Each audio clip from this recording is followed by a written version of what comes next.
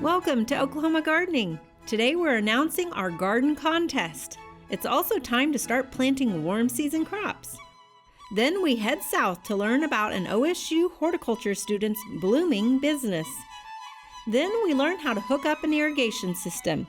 And finally, the Oklahoma Department of Forestry has an exciting opportunity for the youth this summer. Underwriting assistance for our program is provided by the Oklahoma Department of Agriculture, Food, and Forestry, helping to keep Oklahoma green and growing. Oklahoma Gardening is also a proud partner with Shape Your Future, a program of the Tobacco Settlement Endowment Trust. Shape Your Future provides resources for Oklahomans to make the healthy choice the easy choice. Oklahoma Gardening's 50th anniversary. I love sharing with you guys the cool things that plants can do. People in Oklahoma love their gardens. I feel like this is the people's show. We all know we're working towards the common goal, and that's to produce the best quality television and information for our audience. It's one of our favorite times of year, and it's time for us to announce our home garden contest. Now, over the years, we've done a lot of different home garden contests. You name it as far as themes go. We've done a traditional garden. We've done school gardens. We've done garden sheds, water garden contests. So this year, as we celebrate our 50th anniversary, we're not only looking back at the past 50 years, but we're also looking towards the future. And so we thought, what better way to celebrate that than to host a youth garden contest? Now, I know I got my start gardening at an early age, and I know there's a lot of other kids that are out there doing the same thing right now, and we want to hear from you. So if you're interested in our youth garden contest, or maybe you know somebody who would be a great candidate, we encourage you to apply by simply sending us your name, your age, also your city, and a little bit about your garden interest. And if you could include a few photos, that would be great, whether it's photos from last year's garden or this year's garden that you've already got started. Just send it to our email address. And at that point, we're going to select a few of the top winners to come visit. So I know that gardening can sometimes not be the most glamorous thing in the summertime, but this summer, it might be your opportunity to be on TV.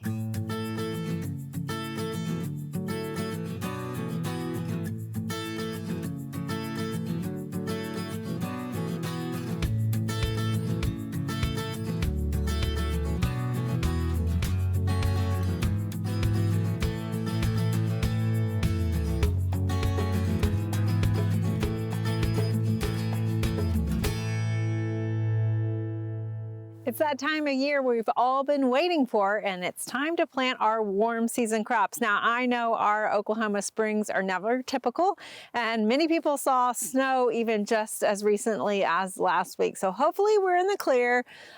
Usually mid-April is kind of the last average freeze date, so we still need to kind of be vigilant and watch the forecast, but hopefully we're in the clear to start planting our warm season crops. So that includes, of course, the tomatoes, the squash, the peppers, things like that. And so today we're going to plant some of these here in our raised beds, and some of the plants that we're planting are kind of on the smaller side. So if you have a patio or a container, or if you're just new to gardening, these are some cultivars that might be really good for that application.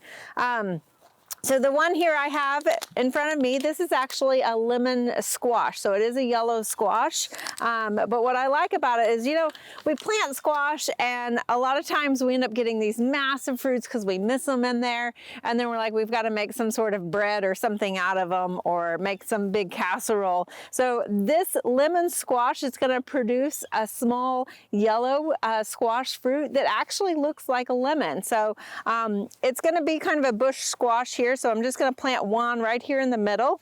But it's pretty neat little plant that I'm looking forward to seeing how it does here in our landscape.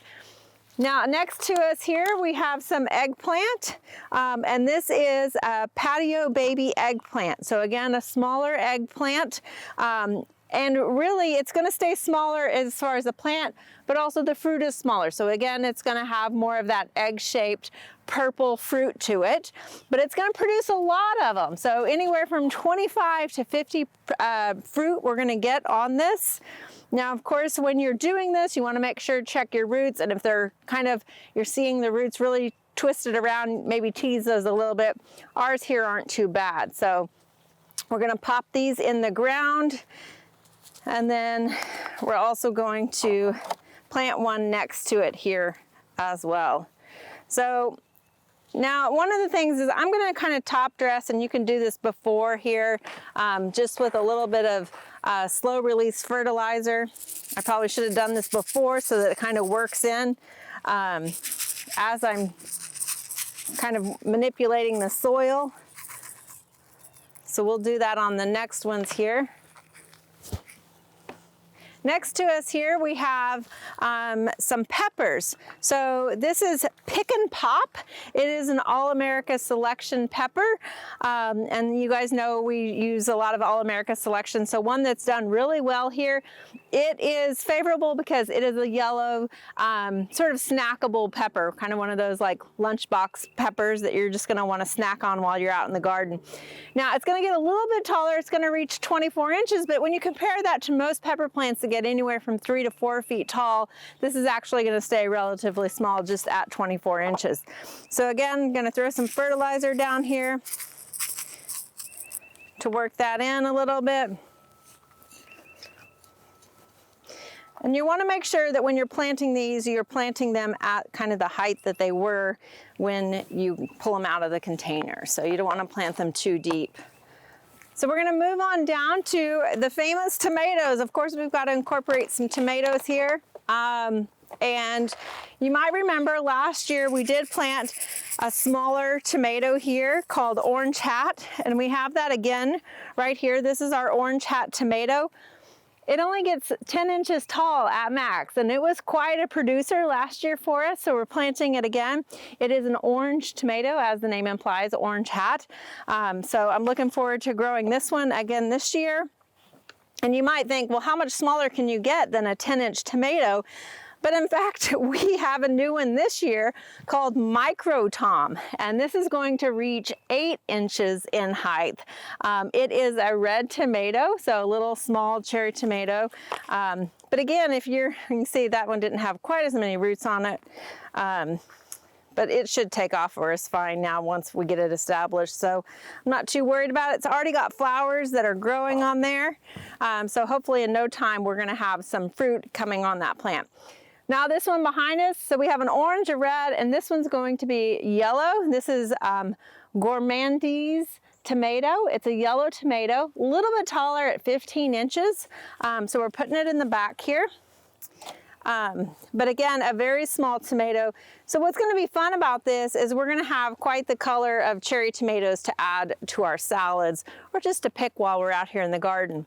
Now, just to give you a glimpse of what a typical tomato looks like, this is a tomato called Tonatico, and it is a cherry tomato also, but it is an indeterminate. So these were actually planted the same time as this was, so you can see how much difference the height is. This is going to get to be about 60 inches tall, so we're going to need to trellis this. For this one, we're going to put it in a different location.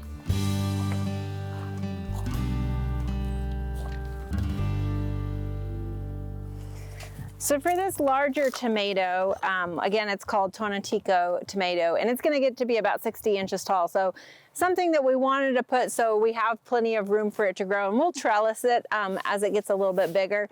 Now you can see our transplants got a little leggy, and because of the recent cold winters or cold weather days, we haven't been able to really harden it off like it should. So one thing about tomatoes that you can do is that you can actually plant them deeper.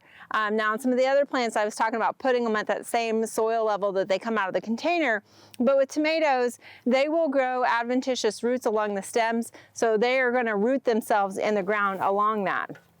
So again, we're going to go ahead and put some slow release fertilizer in, just kind of sprinkle that around in the garden a little bit so that when I'm planting here, it will work it in as well. So for this, I'm going to do what we call a trench layer, where we actually lay it kind of on its side a little bit. So I'm going to plant this down here. Now you got to be careful that you're not breaking your stem, but we're going to go ahead and take off some of these lower leaves.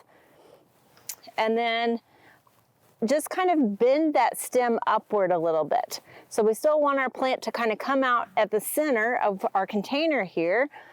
But you can see that now it's not going to break off because it doesn't have all of that stem to flop around. So, and along that stem that's buried, it's actually going to grow roots. So it's going to be a healthier rootstock for this tomato as it continues to grow. Now, the more it's exposed to sunlight, it's going to straighten itself up, so we don't have to worry about that. So it's kind of buying itself a little bit of time before we have to worry about trellising it. Now, the reason why we picked this particular plant to grow, it is a cherry tomato. And one of the problems about cherry tomatoes is the more tomatoes, the more you have to then actually harvest them. So it might sound like more work, but this particular cherry tomato is one that's recognized as, with the trusses, all of the bunches of tomatoes will actually ripen more uniformly. So the idea is that we can actually come in here and be able to harvest like a whole truss of tomatoes instead of individual fruits. So that's something that we're looking forward to on this particular cherry tomato. So now that we've got our warm season plants, all we can hope for is warmer days ahead.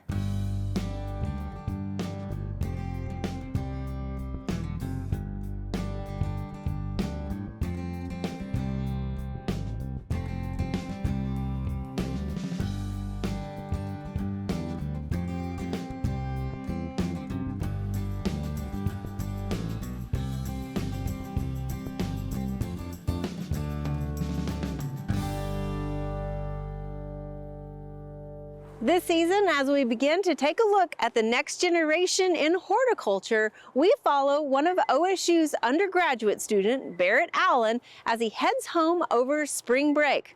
Now, this might not sound like much of a story, but Barrett Allen is committed to heading back each spring break and as often as he can to work on his U-Pick flower farm.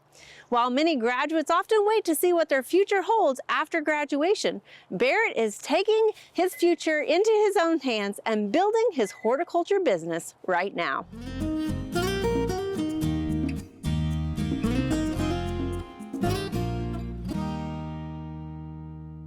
My family, we do a bunch of different things. So with the turf grass side, we do that, and then we do pecans. And then on top of that, we've decided to move into cut flowers because we need something else on the farm. I really fell in love with it because at the time I was not a fan of what I was doing with my career.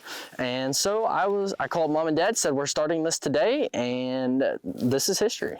In 2023, we started with 20,000 flowers, tulip bulbs to be exact, and that was kind of, we're gonna test the markets and see what happens. And once we got from there, as anything in my family, it gets blown up to way too big and way too fast. So that's the reason why we opened into other parts of horticulture with the cut flowers. And as we spent the last 2 years trying to perfect which flowers actually do the best in our region.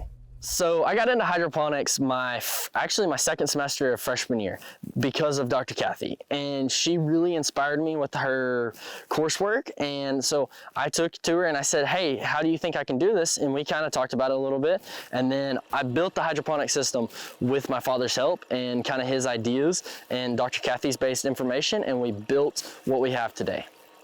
Barrett's business, I think, is a great example of what you could do with what you've been able to learn at OSU. He really took on interest while he was there, and then he put that into practice. So when I teach future semester, it's a great example to show what can be achieved with what you're learning here.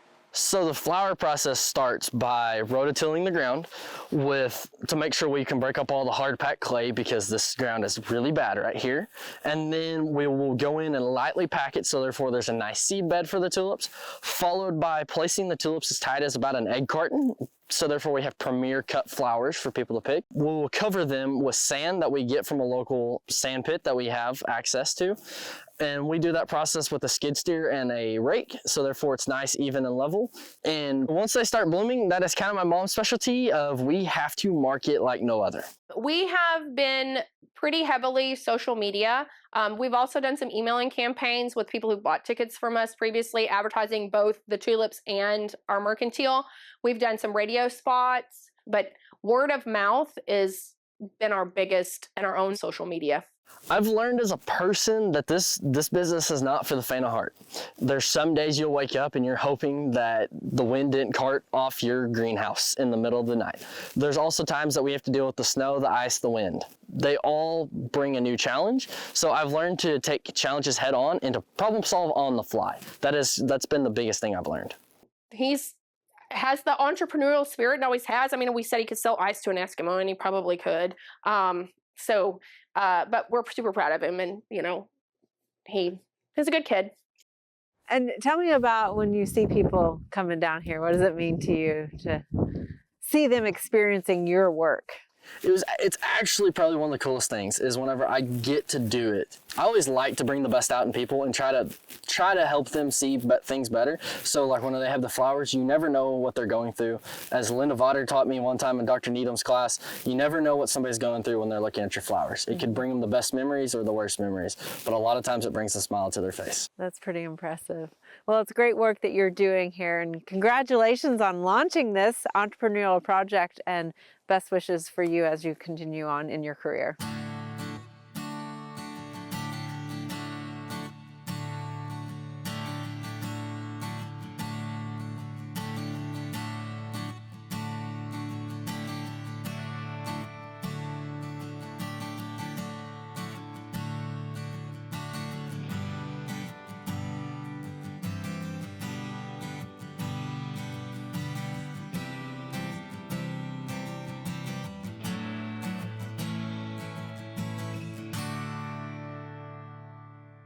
Today I'm going to explain how to set up a fertilizer injector and timer on a frost-free hydrant. I work out at the student farm, and so everything we have here is set up on hydrants and timers. And what we do out here is on your frost-free hydrant, first we get a timer. These timers are readily available at any of your big box stores and online. The timers are really efficient because you can leave your hydrant on all summer long, and these timers will be able to come on at whatever time you want them to and however long you want them to.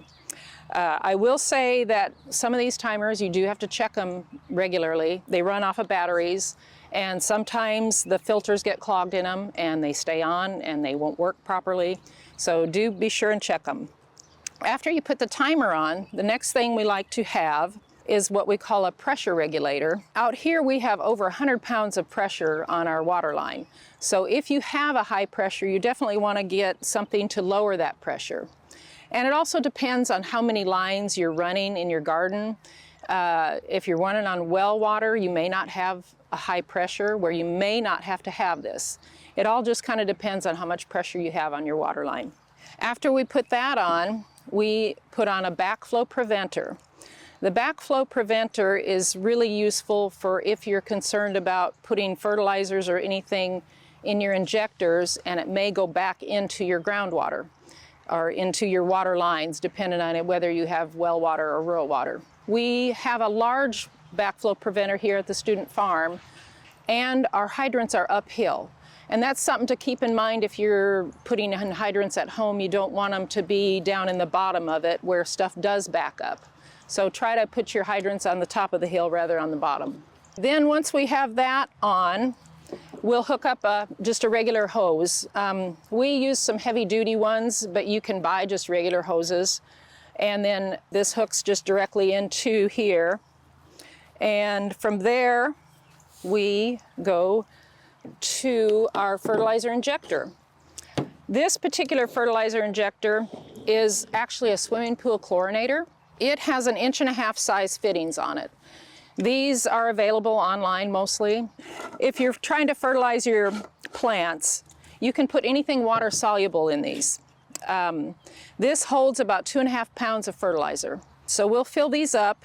Depending on our plants, and certain plants require a lot more fertilizer than others, we usually fill them up about once a week.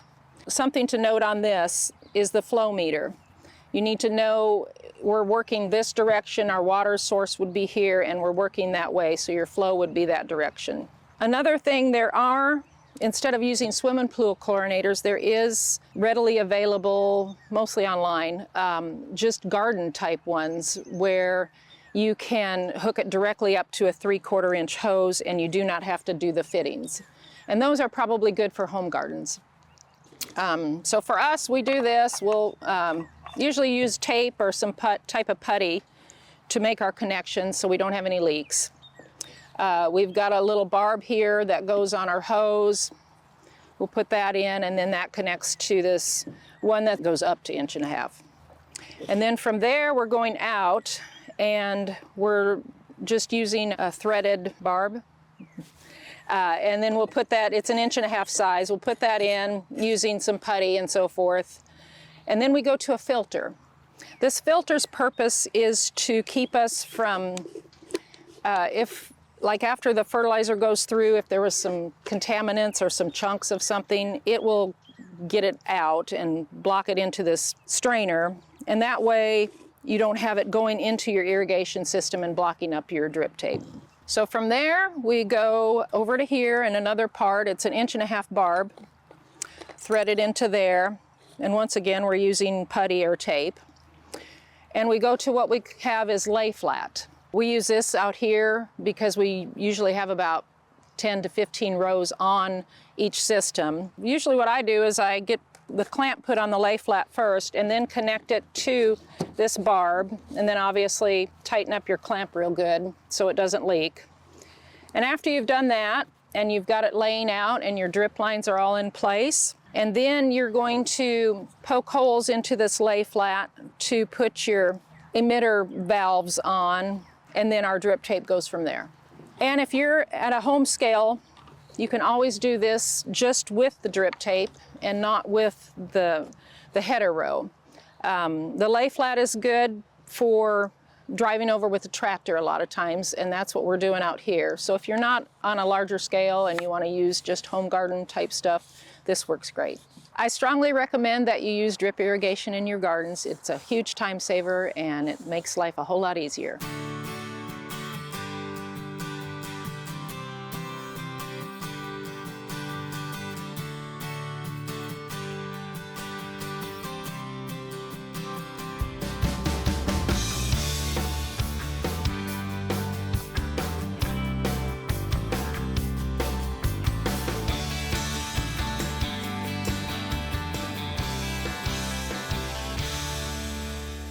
Joining me today is Tony Pascall, who is the Education Coordinator for the Oklahoma Forestry Services. And the red buds are blooming, which means spring is here and soon summer will be following. I know you guys always have a lot of different resources, but we've got a camp we want to talk about first. Yeah, we're going into our 67th year of Forestry Youth Camp. This is going to be a week-long camp going from June 16th through 21st for anybody ages 13 to 15. Okay, so what is a forestry camp all about? What do you guys do there? Yeah, so it's actually in Beavers Bend, and the kids are going to be learning from foresters and professors. They're going to be learning a lot about what does it mean to be a forestry, what does it mean to work in the forest, maybe learn a little bit about ecology, water, soil, wildlife ecology. They get to do archery, canoeing, they get to do hiking.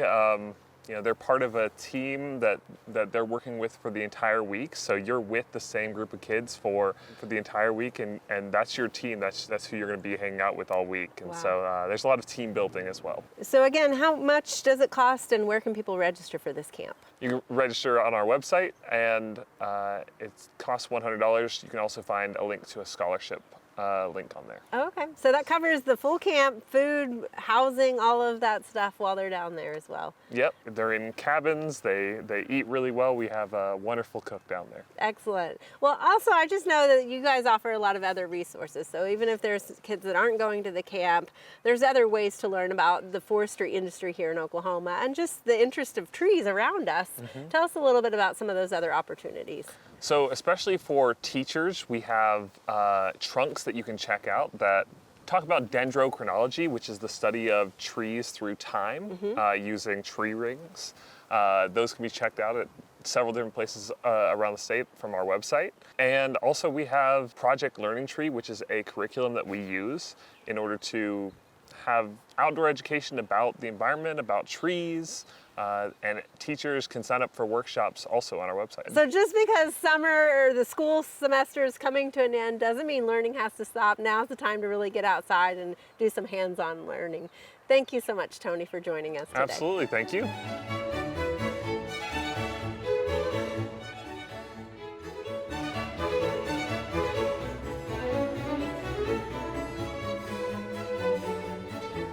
There are a lot of great horticulture activities this time of year. Be sure and consider some of these events in the weeks ahead.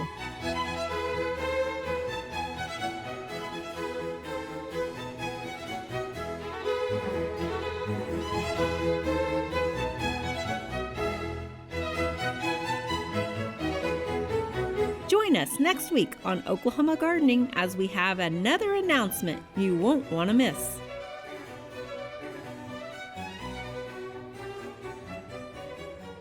So today we're talking about a plant called Tonatico. tomato. If you or someone you know is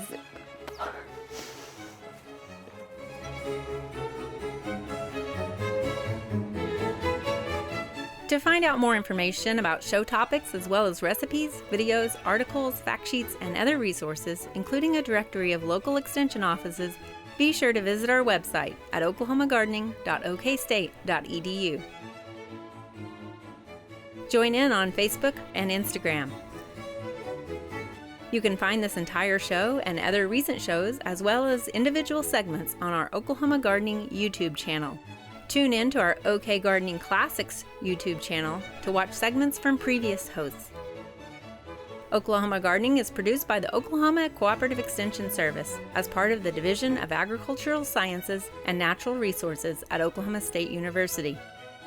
The Botanic Garden at OSU is home to our studio gardens, and we encourage you to come visit this beautiful Stillwater gem. We would like to thank our generous underwriters, the Oklahoma Department of Agriculture, Food, and Forestry, and Shape Your Future, a program of the Tobacco Settlement Endowment Trust. Additional support is also provided by Greenleaf Nursery and the Garden Debut Plants, the Oklahoma Horticulture Society, the Tulsa Garden Club, and the Tulsa Garden Center.